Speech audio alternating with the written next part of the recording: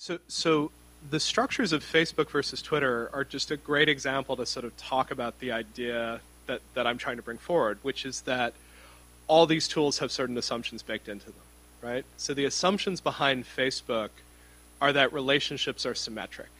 If I am following you, you are following me because we are friends, and that represents a particular version of a friendship.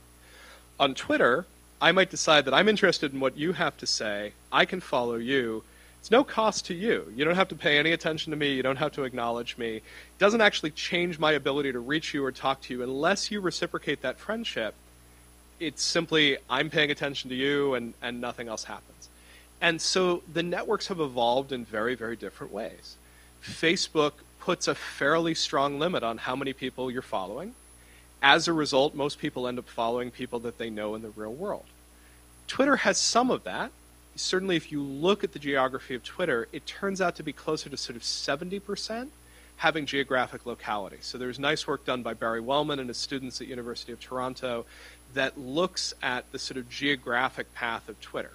And it has a local bias, but it's nowhere near as strong as the locality bias on Facebook, in part because people use it exactly the way that you're talking about. They use it as a way to look for other people in the network that they might end up paying attention to. And so for me in my work, I actually do a lot of experimentation with Twitter because I think Twitter's a really fun way to find the bridge figures. And for me, the bridge figures are people who I can understand. I've got enough in common with that I can read their language. I understand some of their cultural context. But they are knowledgeable about a topic or a place or perspective that I know very little about.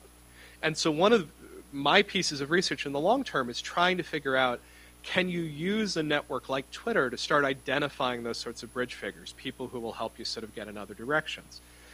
Where we've done some research on this, on actual Twitter usage, one of my students, Nathan Matthias, has built a set of tools that are pretty good at sort of sussing out gender online.